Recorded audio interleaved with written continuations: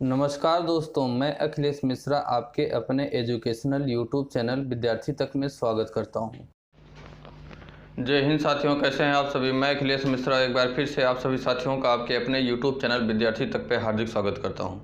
साथियों, ये डेली हम लोगों की करंट अफेयर की क्लास होती है जिसमें हम लोग किसी भी एक दिवसीय परीक्षाओं जैसे SSC, bank, railway, UP police, UPSI, UP लेखपाल, यूपी वीडियो और यूपी अधीनस्थ का कोई भी एग्ज़ाम हो, जूनियर असिस्टेंट जैसे एग्ज़ाम, या तो साथियों लोअर पीसीएस या आईएएस लेवल के एग्ज़ाम, या तो अदर स्टेट के भी जो कम्पिटिटिव एग्ज़ाम होते हैं साथियों, उन सभी एग्ज़ाम्स में 3 से 4 क्वेश्चन करंट अफेयर के क्वेश्चन पूछे जाते हैं। उन्हीं के एग्ज़ाम को, उन सभी एग्ज़ामों के साथियों एग्ज़ाम में किस प्रकार के क्वेश्चन पूछे जाते हैं, उन सभी चीज़ों को एनालिसिस करने के बाद कि इस समय एग्जामिनर आप लोगों से किस प्रकार के क्वेश्चन को पुटअप कर रहा है, उन सभी चीज़ों को एनालिसिस किया जाता है। एनालिसिस करने के बाद साथियों आप लोगों तक यह क्लास पहुंचाई जाती है, जो कि काफ़ी इंपॉर्टेंट क्लास होती है।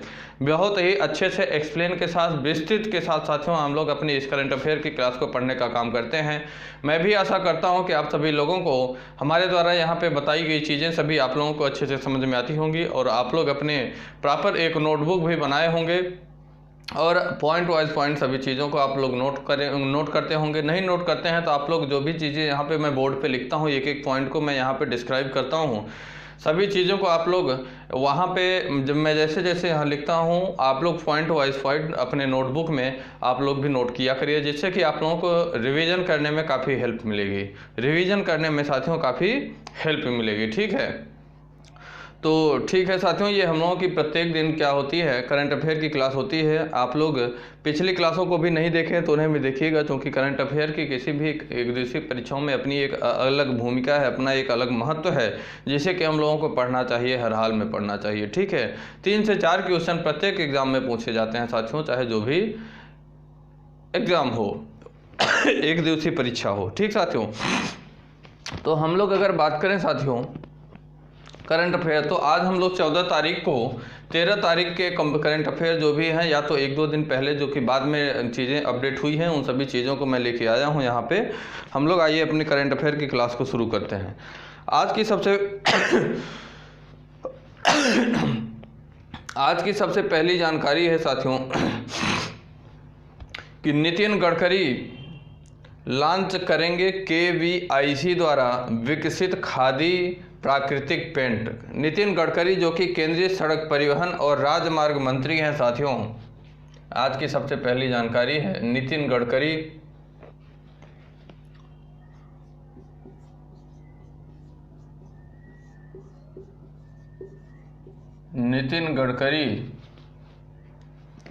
केवीआईसी द्वारा विकसित, मैं बताता हूं केवीआईसी क्या होता है, द्वारा विकसित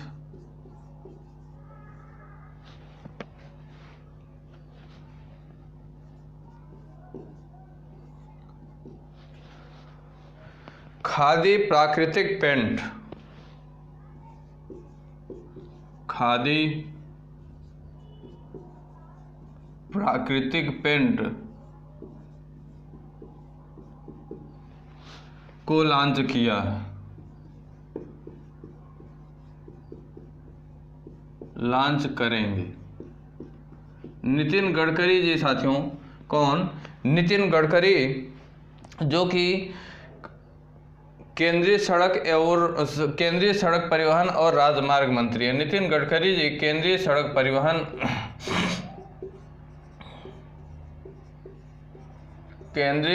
परिवहन और राजमार्ग मंत्री हैं।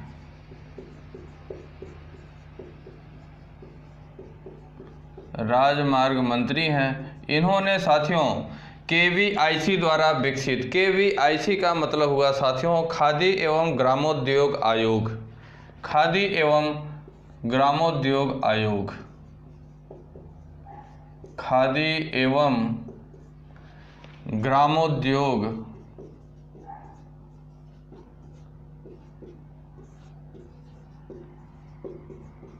खादी एवं ग्रामोद्योग आयोग के द्वारा साथियों यह केवीआईसी द्वारा विकसित खादी प्राकृतिक पेंट को लॉन्च किया गया। इसे साथियों केंद्रीय सड़क परिवहन और राजमार्ग मंत्री नितिन गडकरी जी इसे लॉन्च करने का काम करेंगे। ठीक साथियों, खादी प्राकृतिक पेंट नामक यह पेंट साथियों पर्यावरण अनुकूल, विषय रहित है, जो फफूंद रोधी, विषाणु रोधी गुणों के साथ अपनी तरह का पहला उत्पाद है। यह साथियों कैसा उत्पाद होगा? यह फफूंद रोधी होगा, जीवाणु रोधी गुणों के साथ यह अपना पहला उत्पाद होगा, जो खादी प्राकृतिक पेंट इसे लॉन्च करेंगे। और इसकी विशेषता की बात करें साथियों, तो मुख्य घटक के रूप में गाय के गोबर पर आधारित यह पेंट साथियों होगा। यह गोबर जो यह खादी प्राकृतिक पेंट जो होगा, यह गाय के गोबर पर आधारित होगा। गाय के गोबर, मुख्य रूप से गाय के गोबर के द्वारा इसे बनाया जाएगा। गाय के गोबर द्वारा साथियों इसे बनाया जाएगा, या इसे क्या किया जाएगा, इसे विकसित किया जाएगा। साथियों यह किफ़ायती होगा, मतलब काफ़ी कम रेट में भी उपलब्ध होगा, साथ ही साथ गंधहीन होगा, इसमें गंध नहीं होगी। इस खादी प्राकृतिक पेंट में गंध नहीं होगी। और अन्य पेंट जो अन्य कंपनियों के जो पेंट उपलब्ध होते हैं, हमारे मार्केट में उपलब्ध हैं, उनसे काफ़ी किफ़ायती रेट में भी हमें प्राप्त होगा। इसे साथियों भारतीय मानक ब्यूरो द्वारा प्रमाणित भी किया गया है। ये जो खादी प्राकृतिक पेंट है, इसे किसके द्वारा साथियों? भारतीय मानक ब्यूरो के द्वारा, भारतीय मानक ब्यूरो के द्वारा इसे प्रमाणित भी किया गया है। भारतीय मानक ब्यूरो के द्वारा इसे प्रमाणित किया गया है खादी प्राकृतिक पेंट को। यह गाय के गोबर के द्वारा बना है साथियों, जो कि हमारे मार्केट में जो पेंट उपलब्ध हैं उन सभी पेंटों से काफ़ी किफ़ायती रेट में साथियों यह पेंट उपलब्ध होगा। ठीक साथियों, इसे खादी एवं ग्रामोद्योग आयोग द्वारा बनाया गया है, विकसित किया गया है। ठीक, और इसे लॉन्च करने का काम नितिन गडकरी जी करेंगे। ठीक, ये साथियों आज की सबसे पहली जानकारी थी। अगली जानकारी की हम बात करें साथियों, तो अगली जानकारी है कि ICRA ने FY22 में भारत की वास्तविक GDP में 10.1% की वृद्धि का अनुमान जताया है। अगली इन्फॉर्मेशन है साथियों, ICRA अर्थात राष्ट्रीय रेटिंग एजेंसी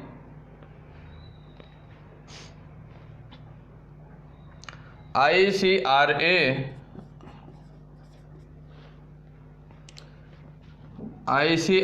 ने FY22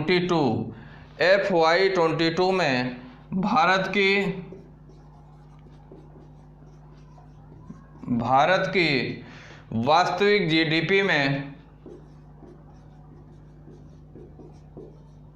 वास्तविक GDP में 10.1% कितना 10.1% की वृद्धि का अनुमान जताया है। 1% की वृद्धि का अनुमान जताया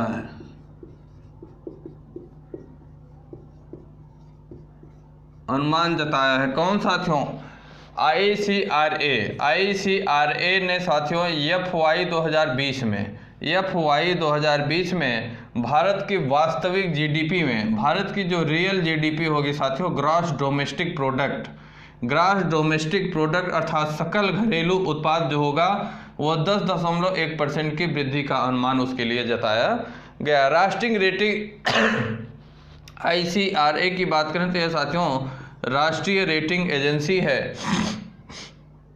क्या है? राष्ट्रीय रेटिंग एजेंसी। यह राष्ट्रीय रेटिंग एजेंसी है साथियों एक। इसने ICRA रेटिंग ने वित्त वर्ष 2021-22 वित्त वर्ष साथियों 2021-22 में, वित्त वर्ष 2021-22 में भारत की जो वास्तविक GDP है, सकल घरेलू उत्पाद है साथियों, उसमें 10.1% की वृद्धि की संभावना जताई है। रेटिंग एजेंसी ICRA ने साथियों इससे पहले चालू वित्त वर्ष 2020-21 में भारत की GDP में -7.8% रहने का अनुमान जताया था।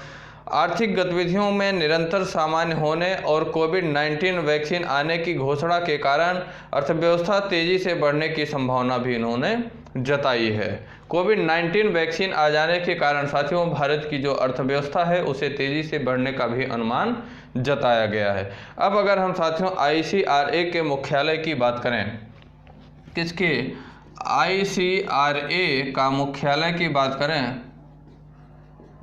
तो इसका मुख्यालय साथियों हरियाणा के गुड़गांव शहर में है। गुड़गांव हरियाणा, गुड़गांव हरियाणा में साथियों ICRA का मुख्यालय है। और इसके साथियों कार्यकारी अध्यक्ष और निदेशक की बात करें तो अरुण दुग्गल। ICRA के साथियों गैर कार्यकारी अध्यक्ष और निदेशक, गैर कार्यकारी अध्यक्ष और निदेशक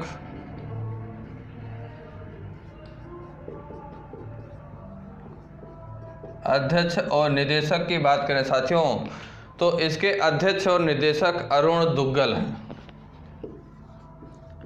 अरुण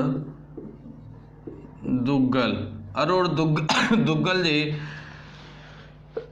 ICRA के गैर कार्यकारी अध्यक्ष और निदेशक हैं। ठीक, इसने साथियों भारत की अर्थव्यवस्था को अर्थात भारत की GDP को 10.1% की वृद्धि का अनुमान वित्त वर्ष 2021-22 में इन्होंने अपना अनुमान जताया। ठीक साथियों, ये इन्फॉर्मेशन थी।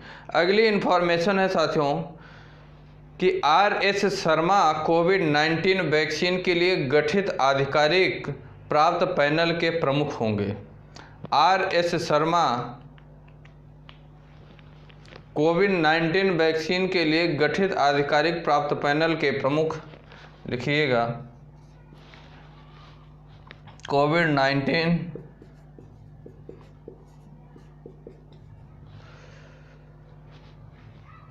वैक्सीन के लिए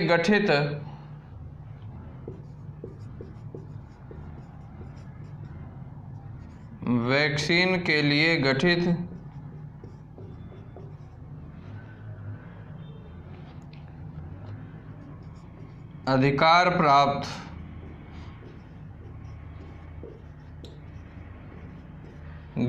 अधिकार प्राप्त पैनल के प्रमुख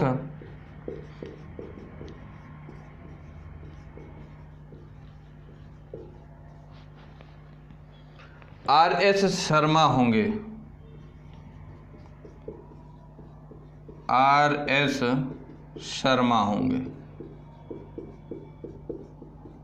क्या बताया साथियों, जो कोविड-19 वैक्सीन तैयार की गई है, कोविड-19 वैक्सीन जो तैयार की गई है, इस वैक्सीन के लिए साथियों अधिकार प्राप्त एक पैनल बनाया गया है। आधिकारिक पैनल साथियों बनाया गया है। इस पैनल के प्रमुख की बात किया जाए तो इस पैनल के प्रमुख RS शर्मा होंगे। इस पैनल के प्रमुख RS शर्मा होंगे।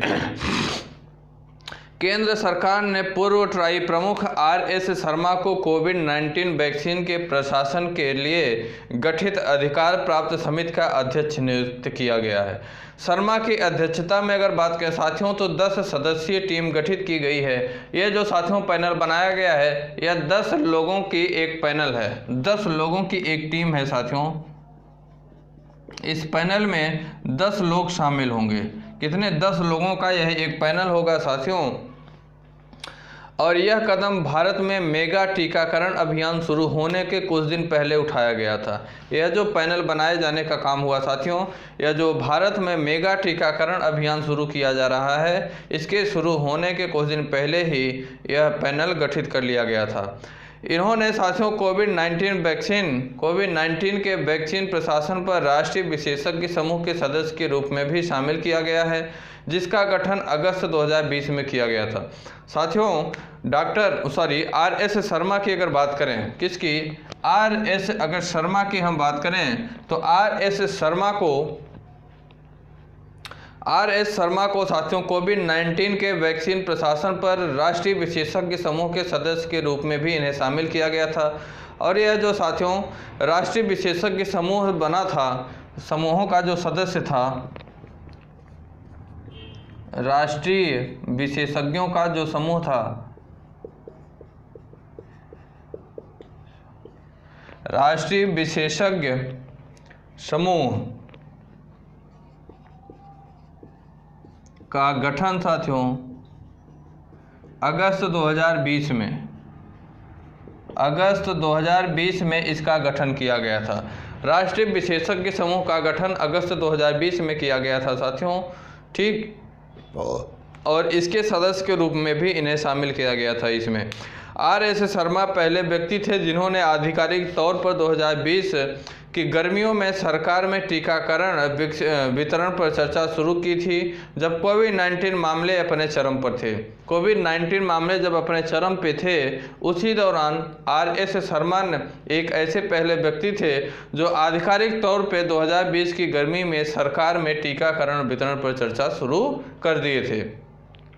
स्वास्थ्य मंत्रालय और UIDAI के शीर्ष अधिकारी सशक्त समिति का हिस्सा भी हैं। पैनल को विन प्रौद्योगिकी मंच के माध्यम से टीके के वितरण को सुनिश्चित करने के लिए जब चाहे तब प्रख्यात व्यक्तियों को बुला सकता है। यह जो पैनल होगा साथियों, यह पैनल प्रौद्योगिकी मंच के माध्यम से टीके के वितरण को सुनिश्चित करने के लिए जब चाहे तब प्रख्यात व्यक्तियों को यह पैनल बुला भी सकता है, ठीक। इसे इतनी अथॉरिटी रहेगी। ये इन्फॉर्मेशन थी। अगली जानकारी की बात करें साथियों, तो अगली जानकारी है कि समुद्र तट पर तटीय रक्षा अभ्यास सी विगिल 21 आरंभ हुआ है। समुद्र तट पर तटीय रक्षा अभ्यास, अगली इन्फॉर्मेशन है, समुद्र तट पर तटीय रक्षा अभ्यास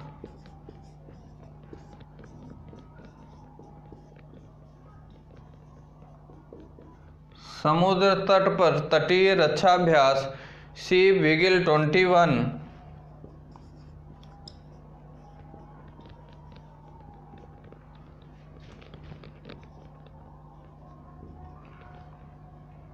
आरंभ किया गया है। आरंभ किया गया क्या साथियों? समुद्र तट पर तटीय रक्षा अभ्यास के क्या नाम है इस रक्षा अभ्यास का? सी विगिल 21। सी विगिल 21 साथियों शुरू कर दिया गया है, ठीक साथियों। यह जो होगा, यह रक्षा अभ्यास 12 से 13 जनवरी को आयोजित किया गया था। 12 से 13 जनवरी 12 से 13 जनवरी 2 दिनों में साथियों इसे आयोजित किया गया था, जो तटीय रक्षा अभ्यास है। समुद्र तट पर देश की समुद्र सैन्य तत्परता को परीक्षण करने के लिए प्रमुख अभ्यास शुरू हो गया है। यह साथियों द्विवर्षीय अखिल भारतीय तटीय रक्षा अभ्यास, इसके अगर पूरा बात करें साथियों तो इसका पूरा नाम है अखिल भारतीय तटीय रक्षा अभ्यास। अखिल भारतीय तटीय रक्षा अभ्यास है साथियों, जिसका नाम है सी विगिल 21 का दूसरा संस्करण। इसका यह साथियों दूसरा संस्करण 12 से 13 जनवरी को आयोजित किया गया। 12 से 13 जनवरी को साथियों इसका आयोजन किया गया। यह साथियों भारत का सबसे बड़ा तटीय रक्षा अभ्यास होता है। यह जो 12 से 13 जनवरी 2021 में आयोजित किया गया अखिल भारतीय तटीय रक्षा अभ्यास का दूसरा संस्करण साथियों, यह अगर बात करें तो यह भारत का सबसे बड़ा तटीय रक्षा अभ्यास हुआ है। यह सेकेंड एडिशन है, यह इसका सेकेंड एडिशन है साथियों, और भारत का सबसे बड़ा तटीय रक्षा अभ्यास होगा सी विगिल 21। साथियों इसकी अगर बात करें, transition from peace to conflict पर आयोजित किया जाएगा। यह साथियों अगर बात करें तो transition for peace to conflict पर आयोजित किया जाएगा, जिसमें सभी तटीय राज्य और केंद्र शासित प्रदेशों के साथ साथ अन्य समुद्री हितधारक शामिल होंगे। इसकी अगर बात करें तो इसकी थीम क्या दी गई थी साथियों? इसकी मुख्य थीम क्या थी?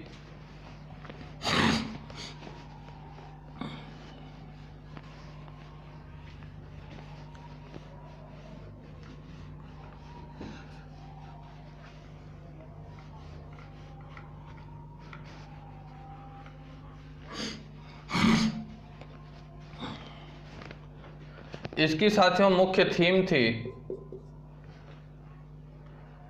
Transition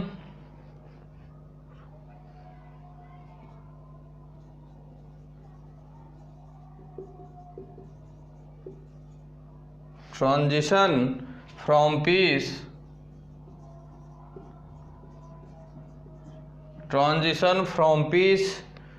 to conflict.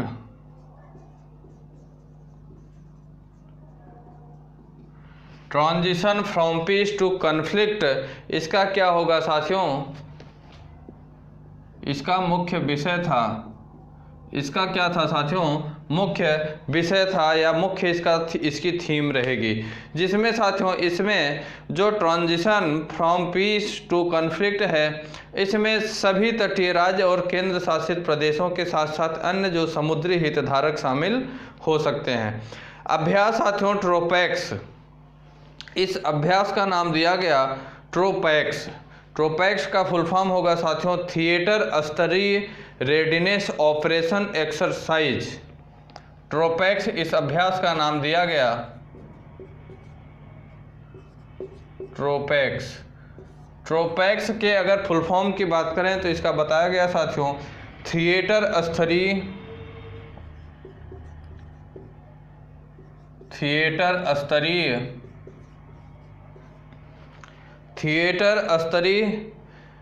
रेडिनेस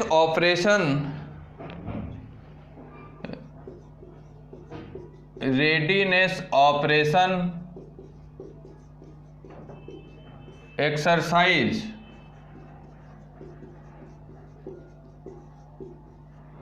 इस अभ्यास का नाम दिया गया साथियों थिएटर स्तरीय रेडिनेस ऑपरेशन एक्सरसाइज, जिसे शार्ट में ट्रोपैक्स भी कहते हैं। क्या कहते हैं साथियों शार्ट में? इसे शार्ट में ट्रोपैक्स भी कहते हैं। नामक अगले चरण और स्तर के अभ्यास के लिए तैयार है, जिसके साथियों महीने के अंत या फरवरी की शुरुआत में शुरू किया जाएगा। इसका जो साथियों अगला अभ्यास होगा ट्रोपैक्स, अगले अभ्यास का नाम है जिसका फुल फॉर्म है थिएटर स्तरीय रेडिनेस ऑपरेशन एक्सरसाइज। इसे साथियों अगले चरण का अभ्यास होगा। इस अभ्यास को साथियों तैयार कर लिया गया है पूरी तरीके से। इसे अगले महीने के अंत में या तो साथियों फरवरी की शुरुआत में, इसे जनवरी के अंत में, जनवरी 2021 के अंत या फरवरी के फर्स्ट वीक में, फरवरी के फर्स्ट वीक में इसे भी क्या किया जाएगा? इसकी भी शुरुआत में आयोजन किया जाएगा। ठीक। रक्षा, गृह मंत्रालय, जहाजरानी, पेट्रोल और प्राकृतिक गैस, मत्स्य और सीमा शुल्क, राज्य सड़कों और केंद्र और राज्य की अन्य एजेंसियां, मंत्रालय इसमें समन्वय कर सकती हैं। इसमें कौन कौन समन्वय कर सकता है साथियों? रक्षा, साथ ही साथ गृह मंत्रालय, जहाजरानी, पेट्रोल और प्राकृतिक गैस, मत्स्य और सीमा शुल्क, राज्य सरकारों और केंद्र और राज्य के अन्य एजेंसियां इस मंत्रालय में समन्वय कर सकती हैं। अब अगर हम नौसेना के प्रमुख की बात करें, किसकी? नौसेना की हम लोग चर्चा कर रहे हैं, तो नौसेना के प्रमुख की अगर हम लोग बात करें, नौसेना के प्रमुख कौन है? तो नौसेना के प्रमुख हैं साथियों admiral Karambir Singh. Admiral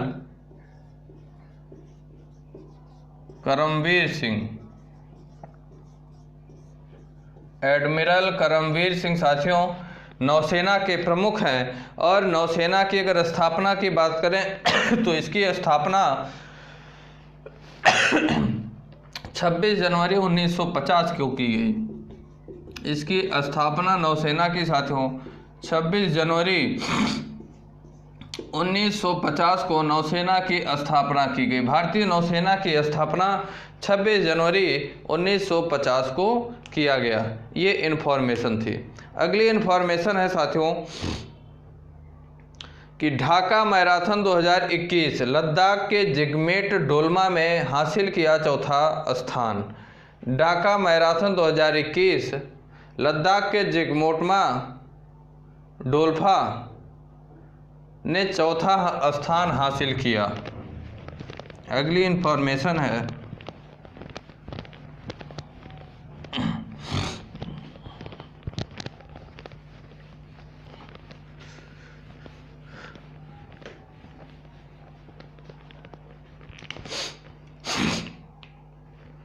Dhaka marathon 2021 में,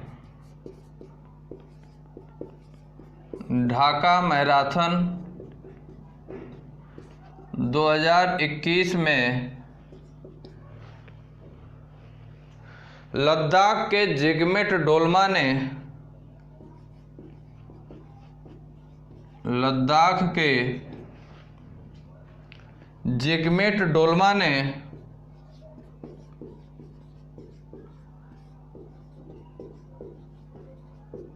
जिगमेट डोलमा ने क्या किया साथियों, चौथा स्थान हासिल किया, चौथा स्थान हासिल किया। क्या इन्फॉर्मेशन है साथियों, ढाका मैराथन 2021, ढाका मैराथन 2021 में लद्दाख के जिगमेट डोलमा ने, लद्दाख के जिगमेट डोलमा ने चौथा स्थान हासिल किया। किस में? ढाका मैराथन 2021 में। भारत के जिगमेट डोलमा ने साथियों ढाका मैराथन 2021 में चौथा स्थान हासिल किया। जिगमेट डोलमा लद्दाख पुलिस के एसपीओ हैं। अगर जिगमेट डोलमा की बात करें तो ये लद्दाख पुलिस के क्या हैं? एसपीओ हैं।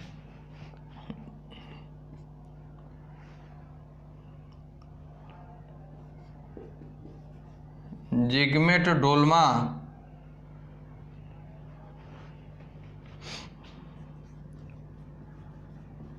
जिगमेट डोलमा की बात करें साथियों तो ये लद्दाख पुलिस में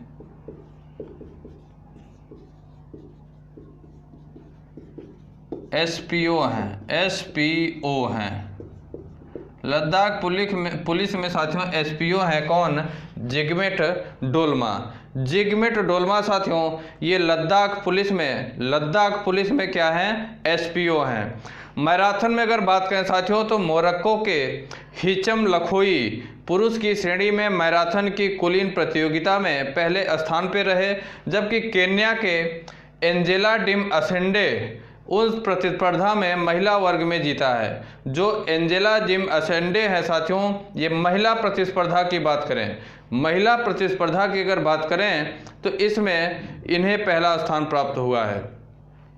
इस मैराथन में मोरक्को के हिचम लखोई पुरुष श्रेणी में, ढाका मैराथन में मोरक्को के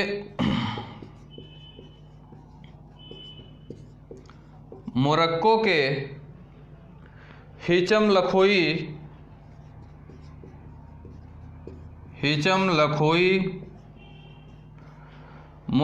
के हिचम लखोई साथियों पुरुष श्रेणी में, ये पुरुष श्रेणी में साथियों। और अगर बात करें पुरुष श्रेणी में मैराथन की कुलीन प्रतियोगिता में पहले स्थान पर रहे। ये कुलीन प्रतियोगिता में साथियों, कुलीन प्रतियोगिता में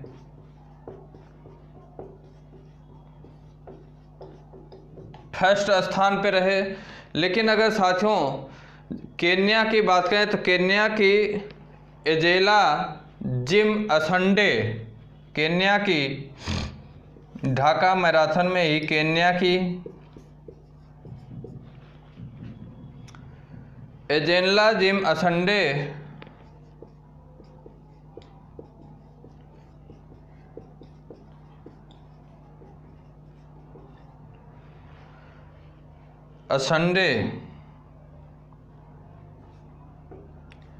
केन्या की एजेला, क्या नाम है साथियों? एजेला जिम असेंडे इसी प्रतिस्पर्धा में कौन सी? ढाका मैराथन में ही महिला वर्ग में इन्हें पहला स्थान प्राप्त हुआ है।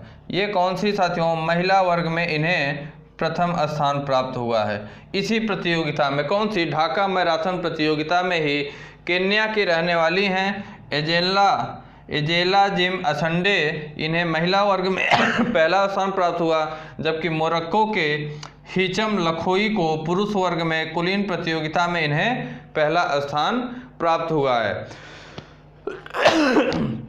इस पूरे मैराथन में बात करें तो सार्क और स्थानीय धावकों में से भारत में बहादुर सिंह पुरुष वर्ग में चैंपियन बने और महिला वर्ग में नेपाल की पुष्पा भंडारी चैंपियन बनी हैं। अगर भारत की बात करें साथियों तो इस पूरे मैराथन के सार्क और स्थानीय धावकों में से अगर बात करें साथियों तो भारत के कौन साथियों बहादुर सिंह पुरुष वर्ग में चैंपियन बने। भारत के बहादुर सिंह पुरुष वर्ग में साथियों पुरुष वर्ग में ये चैंपियन बने। लेकिन अगर यहीं साथियों हम बात करें महिला वर्ग में नेपाल की पुष्पा भंडारी, नेपाल की महिला वर्ग में साथियों पुष्पा भंडारी महिला नेपाल की पुष्पा भंडारी महिला वर्ग में क्या बनी है, चैंपियन बनी है। और अगर भारत में पुरुष वर्ग में बात करें तो बहादुर सिंह साथियों चैंपियन बने हैं। और अगर बात करें साथियों तो मैराथन का आयोजन 1972 में बंगबंधु शेख मुजीबुर रहमान की पाकिस्तान की जेल से बांग्लादेश में वापसी में किया गया था। इस मैराथन के अगर साथियों आयोजन की बात करें तो इस मैराथन की ढाका मैराथन का आयोजन 1972 में बंगबंधु शेख मुजीबुर रहमान की पाकिस्तान की जेल से बांग्लादेश में वापसी के लिए इसका आयोजन किया गया था। इस मैराथन में साथियों 42.19 किलोमीटर की दूरी तय की गई थी, जबकि हाफ मैराथन में 21.9 किलोमीटर की दूरी तय की गई थी। Bharat, Morocco, Kenya, France, Nepal, Ethiopia सहित दुनिया भर के एथलीटों ने इस आयोजन के विभिन्न श्रेणियों में भाग लिया। ये जो आयोजन हुआ साथियों ढाका मैराथन 2021 का आयोजन जो हुआ, इसमें अगर बात करें तो कौन कौन से देश Bharat, Morocco, Kenya, France, Nepal, Ethiopia सहित दुनिया भर के अन्य देश भी साथियों दुनिया भर के अन्य एथलीट भी इस आयोजन का हिस्सा रहे हैं। बांग्लादेश के अगर साथियों गृह मंत्री की बात करें तो असदुज्जमान खान ने ढाका आर्मी स्टेडियम में कार्यक्रम का उद्घाटन किया। बांग्लादेश के गृह मंत्री इस मैराथन का ढाका मैराथन के अगर उद्घाटन की बात करें साथियों तो इस मैराथन का उद्घाटन बांग्लादेश के गृह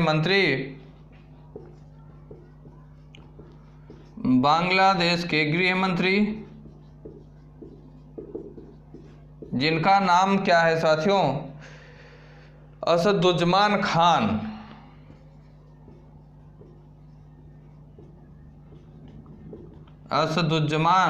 खान साथियों जो कि बांग्लादेश के क्या हैं गृह मंत्री हैं। इन्होंने ढाका मैराथन 2021 का क्या किया उद्घाटन किया। कौन से स्टेडियम में, आर्मी स्टेडियम में, ढाका आर्मी स्टेडियम में, ढाका आर्मी स्टेडियम में साथियों इसका उद्घाटन बांग्लादेश के गृह मंत्री असदुज्जमान खान ने इसका किया। भारत में अगर बात करें साथियों तो भारत के बहादुर सिंह पुरुष वर्ग में चैंपियन रहे, जबकि नेपाल की पुष्पा भंडारी महिला वर्ग में चैंपियन रही। केन्या की एजेंला जिम असंडे महिला वर्ग में पहले स्थान पर रही। लेकिन कुलीन प्रतियोगिता में बात करें तो मोरक्को के हिचम लखोई पुरुष वर्ग में पहले स्थान पे इसमें रहे। ठीक साथियों, और जिगमेट डोल्मा ने चौथा स्थान इसमें हासिल किया जो कि लद्दाख के रहने वाले हैं। ठीक, ये इन्फॉर्मेशन थी। अगली इन्फॉर्मेशन की बात करें साथियों कि जय शाह आईसीसी बोर्ड के बीसीसीआई का प्रतिनिधित्व करेंगे। इंटरनेशनल क्रिकेट काउंसिल की अगली इन्फॉर्मेशन है। इन सभी जानकारियों को आप लोग नोट करते जाइएगा, सभी इन्फॉर्मेशन को आप लोग पॉइंट वाइज पॉइंट नोट करते जाइएगा। बहुत ही ज़रूरी इन्फॉर्मेशन है आपके एग्ज़ाम के पॉइंट ऑफ व्यू से। किसी भी वनडे एग्ज़ाम की आप तैयारी कर रहे हैं, सभी एग्ज़ाम के लिए यह क्लास बहुत ही हेल्पफुल होगी। अगली इन्फॉर्मेशन है जय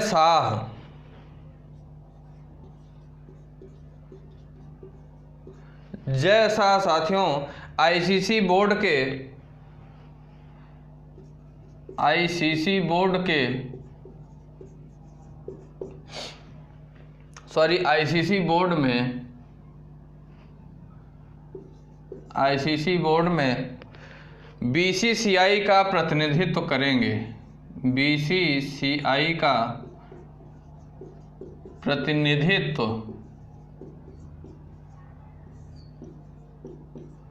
प्रतिनिधित्व करेंगे। सबसे पहले आप लोग जानिए कि आईसीसी क्या होता है।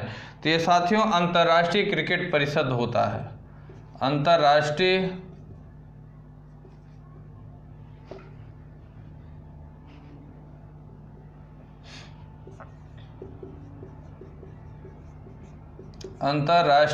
क्रिकेट परिषद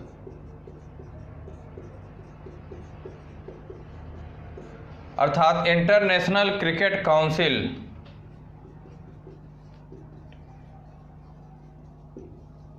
international cricket council.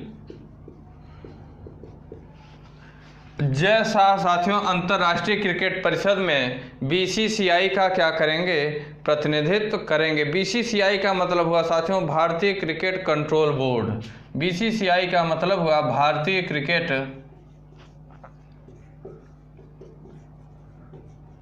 Control board.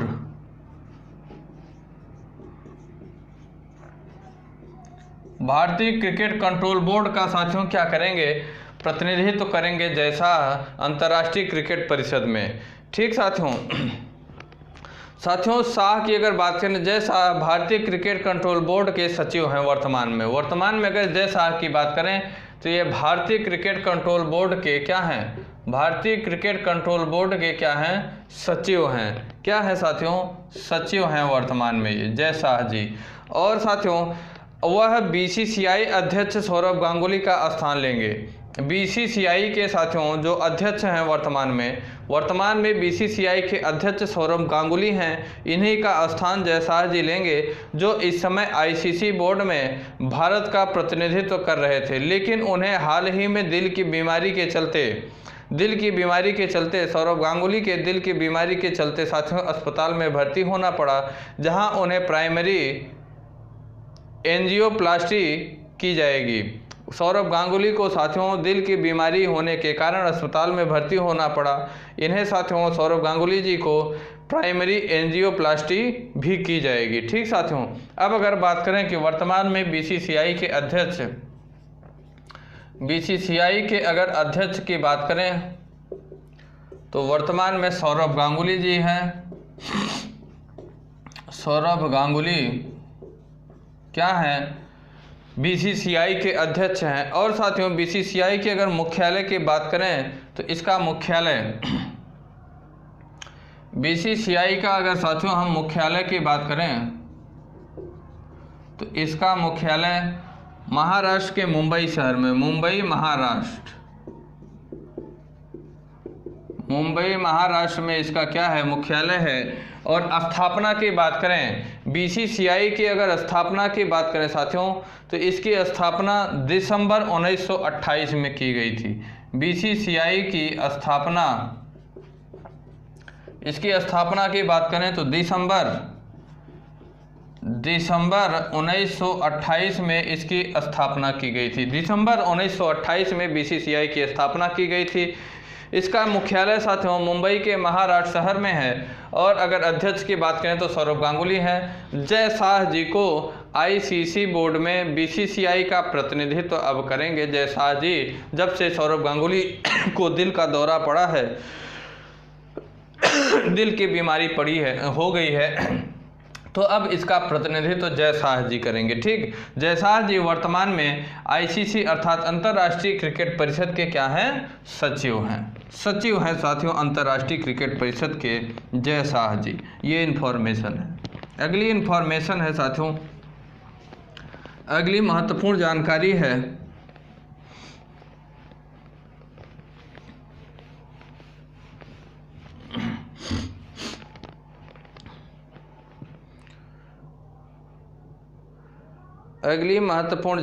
है साथियों, आप लोग बताइए कि राष्ट्रीय युवा दिवस कब मनाया जाता था। राष्ट्रीय युवा दिवस कब मनाया जाता है साथियों? इससे संबंधित कुछ इम्पोर्टेंट जानकारी हम लोग लेंगे। राष्ट्रीय युवा दिवस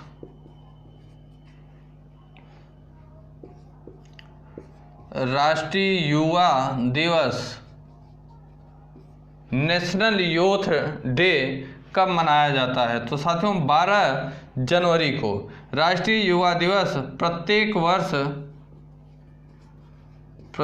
वर्ष 12 जनवरी को मनाया जाता है।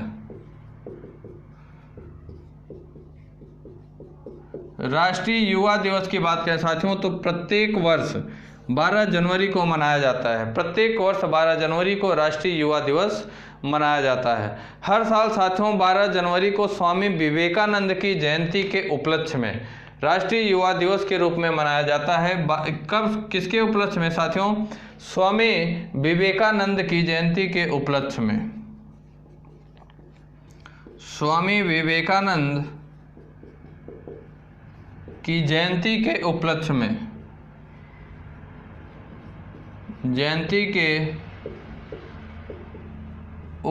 में, साथियों प्रत्येक वर्ष 12 जनवरी को राष्ट्रीय युवा दिवस नेशनल यूथ डे के रूप में मनाया जाता है। इस दिन को साथियों मनाए जाने की अगर बात करें तो इस दिन को 12 जनवरी को राष्ट्रीय युवा दिवस मनाए जाने के ऐलान की बात करें तो यह 1984 में ऐलान किया गया कि 12 जनवरी को प्रत्येक वर्ष स्वामी विवेकानंद की जयंती के उपलक्ष्य में राष्ट्रीय युवा दिवस के रूप में मनाया जाएगा।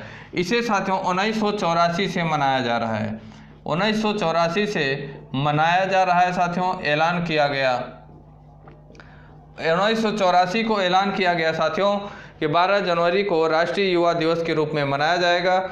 भारत सरकार द्वारा की गई थी इसकी घोषणा साथियों, इसका ऐलान 1984 में भारत सरकार द्वारा किया गया था और इसे पहली बार 1985 में मनाया गया। पहली बार साथियों 1984 को क्या किया गया? ऐलान किया गया। और अगर बात करें तो मनाए जाने की ऐलान किया गया और इसे पहली बार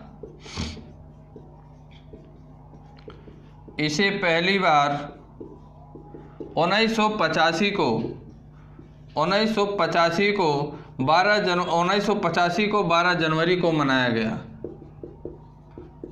गया। पहली बार साथियों इसे 1985 में पहली बार साथियों 12 जनवरी को मनाया गया और 1984 में भारत सरकार द्वारा इसका ऐलान किया गया कि 12 जनवरी को राष्ट्रीय युवा दिवस के रूप में मनाया जाएगा।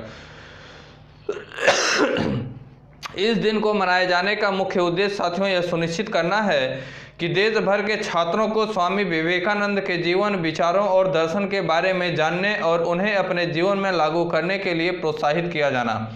प्रत्येक वर्ष 12 जनवरी को स्वामी विवेकानंद की जयंती के अवसर पर इस वजह से मनाया जाता है कि हमारे भारत के जितने भी युवा हैं वो हमारे भारत देश के ही नहीं बल्कि अन्य देश के भी वो क्या हैं? भविष्य हैं। और उन सभी युवाओं को स्वामी विवेकानंद के विचारों से, जीवन से और उनके दर्शन के बारे में जानने से अपने आप की साथियों अंदर की जो जिज्ञासा है, अंदर की चीज़ें हैं, उसे जगाने का काम किया जाएगा। अर्थात जितने भी युवा हैं सभी युवाओं को स्वामी विवेकानंद को अपना क्या मानना चाहिए? अपना प्रेरणा स्रोत मानना चाहिए। उन्हें क्या होगा कि जब 12 जनवरी को प्रत्येक वर्ष राष्ट्रीय युवा दिवस के रूप में स्वामी विवेकानंद की जयंती के उपलक्ष्य में मनाया जाएगा तो जितने भी युवा हैं वो क्या होंगे? प्रोत्साहित होंगे और स्वामी विवेकानंद से संबंधित चीज़ों को याद किया जाएगा और युवाओं के दिमाग में हमेशा उनसे संबंधित चीज़ें चलती रहेंगी।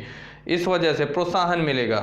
वर्ष 2021 में स्वामी विवेकानंद साथियों 12 जनवरी 1863 की 158वीं जयंती मनाई जा रही है। जो 12 जनवरी 2021 को साथियों इनकी जयंती मनाई गई। 12 जनवरी 2021 को जो इनकी जयंती मनाई गई साथियों, यह अगर बात करें तो 12 जनवरी 1963 से 1863 से अगर बात करें तो यह इनकी 158वीं जयंती है। 158 नंबर की इनकी जयंती है साथियों, स्वामी विवेकानंद की, जो 12 जनवरी 2021 को मनाई गई। राष्ट्रीय युवा दिवस 2021 के अगर विषय की बात करें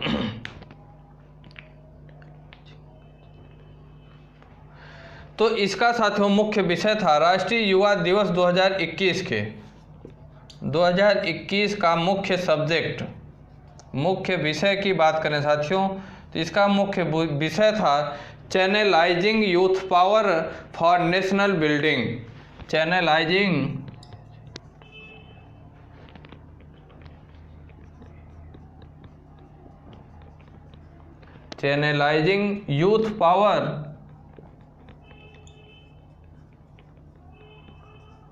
youth power for national building,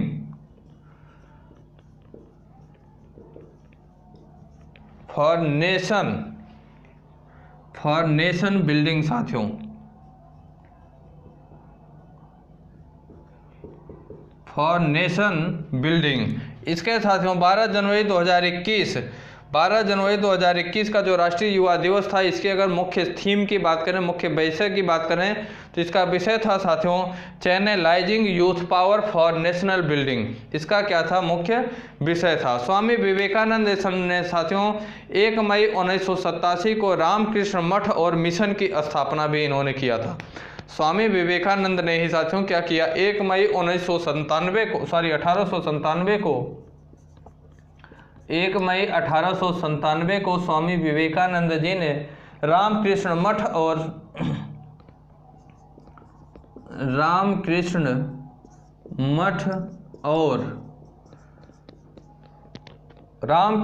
और साथियों मिशन की स्थापना की थी। मिशन की स्थापना इन्होंने किया था। और ये साथियों 1898 में वेलूर मठ की भी इन्होंने स्थापना किया। 1898 में वेलूर मठ की भी इन्होंने स्थापना किया। 1898 में वेलूर मठ की इन्होंने स्थापना किया और 1897 में स्वामी विवेकानंद जी ने रामकृष्ण मठ और मिशन की भी इन्होंने स्थापना किया। 2021 का जो मुख्य विषय था channelising youth power for nation building. ठीक, ये इसका क्या था, मुख्य विषय था। अगली जानकारी की बात करें साथियों तो राष्ट्रीय सड़क सुरक्षा माह 2021 कब मनाया जाता है, ये भी बताइए। राष्ट्रीय सड़क सुरक्षा माह 2021 कब मनाया जाए?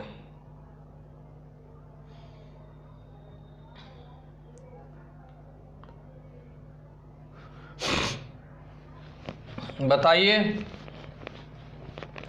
अगली इंफॉर्मेशन है, इसका आंसर आप लोग कमेंट बॉक्स में कमेंट करके दीजिएगा। मैं अगली इंफॉर्मेशन की ओर चलता हूँ। राष्ट्रीय सड़क सुरक्षा माह कब मनाया जाता है?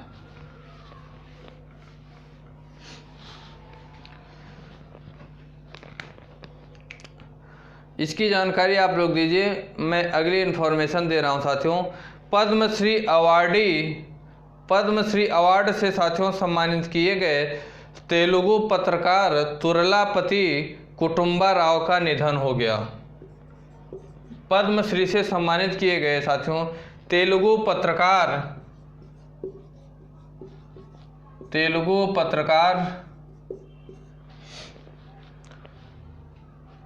तुर्लापति कुटुंबा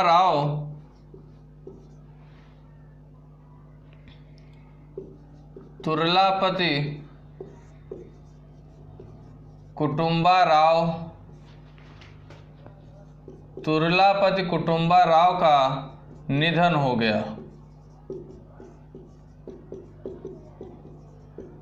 ये तुर्लापति कुटुंबा राव जो थे ये तेलुगु पत्रकार थे साथियों। ये पद्मश्री अवार्ड से सम्मानित किए जा चुके हैं। कौन से? पद्मश्री अवार्ड से भी इन्हें प्राप्त हो चुका है साथियों, ये सम्मानित किए जा चुके हैं। वयोवृद्ध पत्रकार और वक्ता, सार्वजनिक वक्ता भी हैं साथियों। इनकी अगर बात करें तो ये सार्वजनिक वक्ता भी हैं।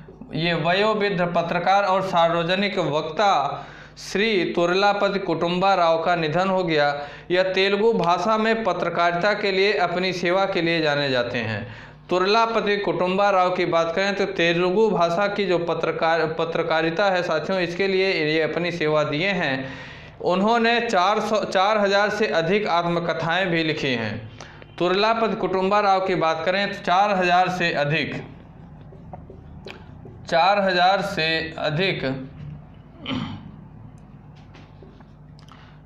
अधिक आत्मकथाएं लिखे हैं साथियों। आत्मकथा को इन्होंने लिखा। साथ ही साथ साथियों 16,000 से अधिक सार्वजनिक भाषण भी इन्होंने दिया। 16,000 मायने रखता है। 16,000 से अधिक इन्होंने सार्वजनिक भाषण भी दिया। सार्वजनिक भाषण भी दिया साथियों। 16,000 से अधिक तुर्लापति कुटुंबा राव जी सार्वजनिक भाषण दिए। साथ ही साथ 4000 से अधिक आत्मकथा भी इन्होंने लिखा है। इन्हें साथियों तेलुगु बुक ऑफ रिकॉर्ड्स द्वारा विश्व रिकॉर्ड के रूप में दर्ज किया गया। इन सभी चीज़ों को साथियों, जो इन्होंने 4000 से अधिक आत्मकथा लिखी, साथ ही साथ 16,000 से अधिक सार्वजनिक भाषा में सार्वजनिक भाषण भी इन्होंने दिया। सार्वजनिक भाषण भी इन्होंने दिया। तो इनके इन चीज़ों को साथियों तेलुगु बुक ऑफ रिकॉर्ड्स द्वारा तेलुगु बुक ऑफ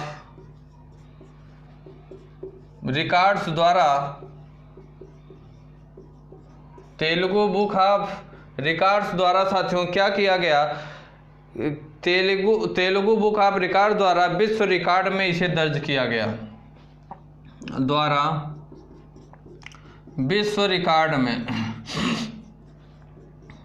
विश्व रिकॉर्ड में दर्ज किया गया।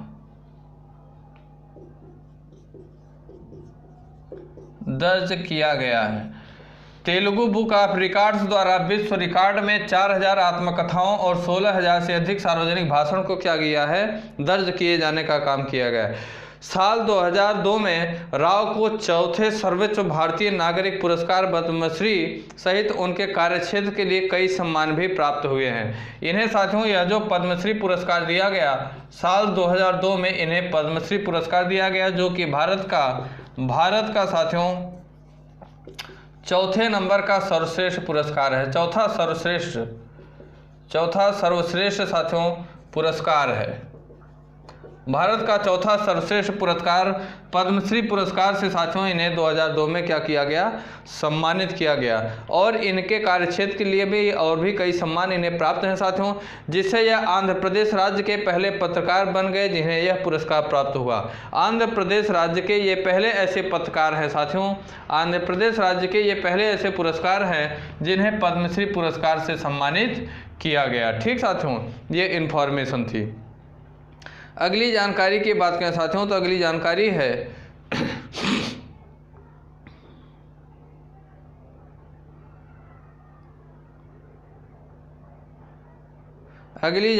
है साथियों कि बांग्लादेश 91वें भारतीय अंतर्राष्ट्रीय फिल्म महोत्सव में फोकस देश भारतीय अंतर्राष्ट्रीय फिल्म महोत्सव में फोकस देश बांग्लादेश होगा। अगली इंफॉर्मेशन है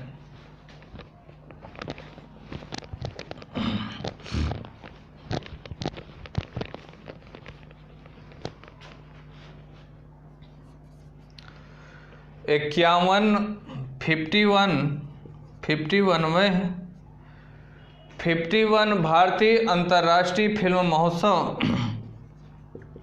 भारतीय अंतर्राष्ट्रीय फिल्म महोत्सव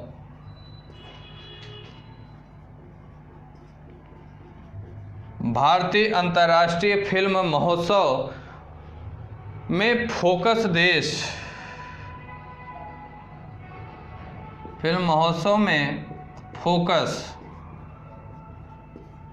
फोकस देश बांग्लादेश होगा।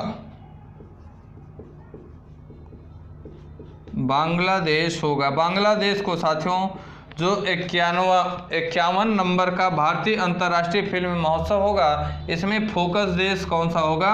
बांग्लादेश होगा। International film festival of India, Bangladesh को कंट्री इन फोकस के रूप में चुना गया है। 51 नंबर का जो भारतीय अंतर्राष्ट्रीय फिल्म महोत्सव है, अर्थात international film festival of India, international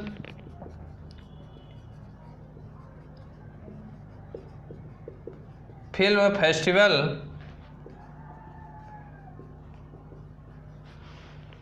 festival of India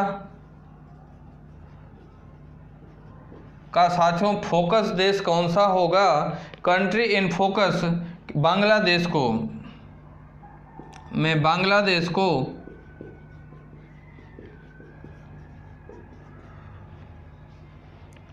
country in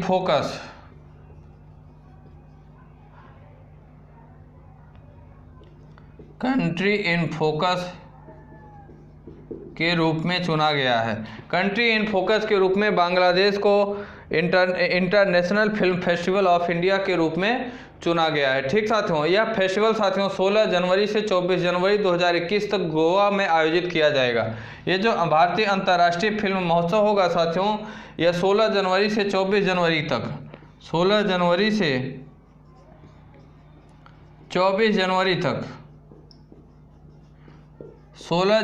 24 जनवरी तक साथियों कहाँ? 24 जनवरी 2021 तक गोवा में इसका आयोजन किया जाएगा। गोवा में साथियों इसका आयोजन किया जाएगा। द कंट्री इन फोकस एक विशेष खंड है जो देश की द कंट्री इन फोकस की अगर बात करें साथियों, तो यह एक विशेष खंड है जो देश की सिनेमाई उत्कृष्टता और योगदान को चिन्हित करता है। 51 नंबर का यह साथियों international film festival of India साथियों गोवा में प्रतिवर्ष 1952 से आयोजित किया जा रहा है। प्रत्येक वर्ष साथियों इस खंड में बांग्लादेश की 4 फिल्मों को दिखाया जाएगा। यह साथियों जो होगा 16 से 24 जनवरी के बीच में जो international film festival of India मनाया जा रहा है, इस दौरान साथियों बांग्लादेश की 4 फिल्मों को दिखाए जाने का काम किया जाएगा। कितने? बांग्लादेश की 4 फिल्मों को साथियों दिखाया जाएगा। और साथियों यह जो international film festival of India है, यह गोवा में प्रतिवर्ष गोवा में ही 1952 से मनाया जा रहा है। प्रत्येक वर्ष गोवा में ही 1952 से मनाया जा रहा है। 1952 से ही साथियों प्रत्येक वर्ष गोवा में ही यह मनाया जा रहा है। इस कार्यक्रम के साथियों आयोजन संयुक्त रूप से फिल्म समारोह निदेशालय, सूचना और प्रसारण मंत्रालय, यह साथियों यह कार्यक्रम का आयोजन संयुक्त रूप से फिल्म समारोह निदेशालय अर्थात सूचना और प्रसारण मंत्रालय और राज्य सरकार के गोवा राज्य द्वारा किया जाता है। इसका आयोजन गोवा राज्य की सरकार द्वारा, साथ ही साथ फिल्म समारोह निदेशालय या सूचना एवं प्रसारण मंत्रालय द्वारा इसका आयोजन किया जाता है। बांग्लादेश की बात करें साथियों तो बांग्लादेश की प्रधानमंत्री हम जानते हैं कि शेख हसीना हैं। क्योंकि बांग्लादेश की हम लोग चर्चा कर रहे हैं तो बांग्लादेश की प्रधानमंत्री साथियों शेख हसीना बांग्लादेश की क्या है? प्रधानमंत्री हैं। और यहाँ की राजधानी की बात करें साथियों, बांग्लादेश की राजधानी ढाका है। बांग्लादेश के अगर हम राष्ट्रपति की बात करें तो अब्दुल हमीद, राष्ट्रपति साथियों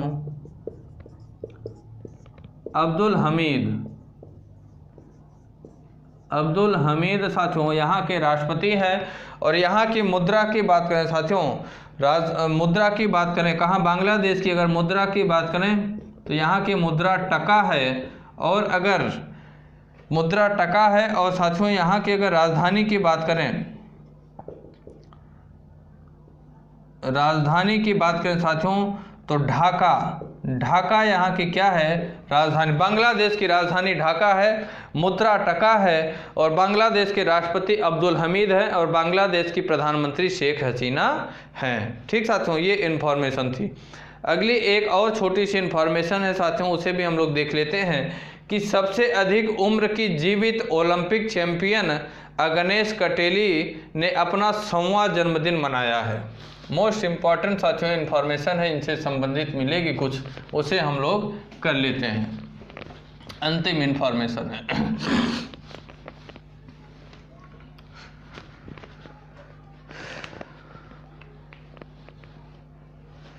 सबसे अधिक उम्र की जीवित ओलंपिक चैंपियन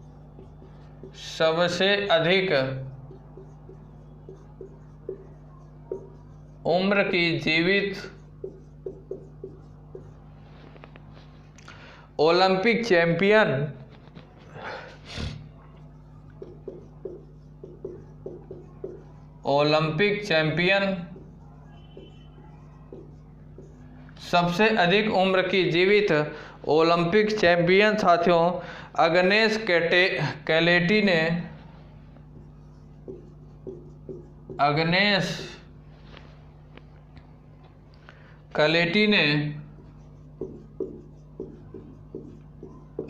कैलेटी ने साथियों क्या किया है? इन्होंने अपना 100वां जन्मदिन मनाया है।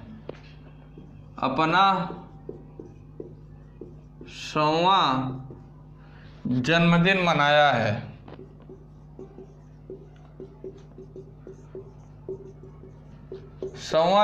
इन्होंने मनाया साथियों। ये सबसे अधिक उम्र की जीवित ओलंपिक चैंपियन है। सबसे अधिक उम्र की अभी तक की जीवित साथियों ओलंपिक चैंपियन है, जिनका नाम अग्नेस कैलेटी है साथियों। इन्होंने अपना इन्होंने अपना 100वां जन्मदिन मनाया है। सबसे अधिक उम्र की जीवित ओलंपिक चैंपियन अग्नेस कैलेटी ने अपना 100वां जन्मदिन मनाया। ये साथियों अपने देश की सबसे सफल ओलंपियनों में से एक हैं। इन्होंने ओलंपिक गेम्स हेलसिंकी 1952 और मेलबर्न 1956 में जिम्नास्टिक में हंगरी के लिए 10 पदक जीते थे। इनकी उपलब्धियों में 5 गोल्ड भी शामिल है। जो 10 पदक इन्होंने जीता कहाँ साथियों? Olympic games Helsinki 1952,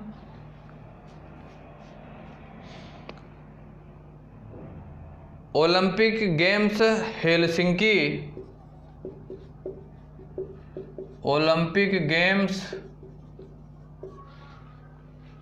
Helsinki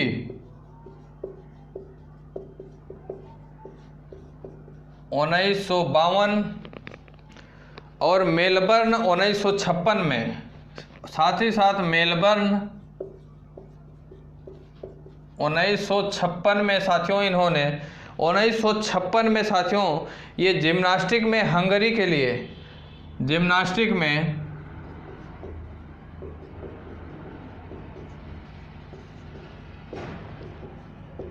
Hungary के लिए 10 पदक जीते थे।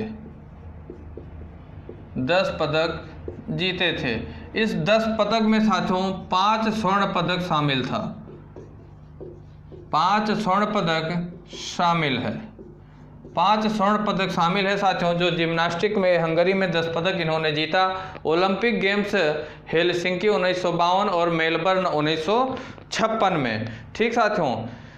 और साथियों कैलेटी की बात करें, अग्नेस कैलेटी की बात करें साथियों, तो ये ऑस्ट्रेलिया में आश्चर्यजनक प्रदर्शन को दिखाने से पहले फिनलैंड में फ्लोर इवेंटा जीता और इन्हें ओनेबे बार्स, बैलेंस बीम, फ्लोर और टीम इवेंट में 4 स्वर्ण पदक भी मिला। 35 साल की उम्र में साथियों वह ओलंपिक खिताब जीतने वाली सबसे ज़्यादा उम्र की महिला जिम्नास्टिक बनी थी। इनके नाम एक और रिकॉर्ड है साथियों कि ये 35 साल की उम्र में ओलंपिक खिताब जीतने वाली सबसे ज़्यादा उम्र की महिला बनी। अर्थात ये 35 साल की उम्र में सबसे ज़्यादा उम्र की 35 साल की उम्र में सबसे ज़्यादा उम्र की सबसे ज़्यादा उम्र की साथियों महिला जिम्नास्ट बनी थी। महिला जिम्नास्ट बनी कौन साथियों? अग्नेस कैलेटी ने। ठीक, ये साथियों आज के हमारे कुछ इंपॉर्टेंट करंट अफेयर थे साथियों, जिसे कि हम लोगों ने अच्छे से विस्तार के साथ साथियों हम लोगों ने पढ़ने का काम किया।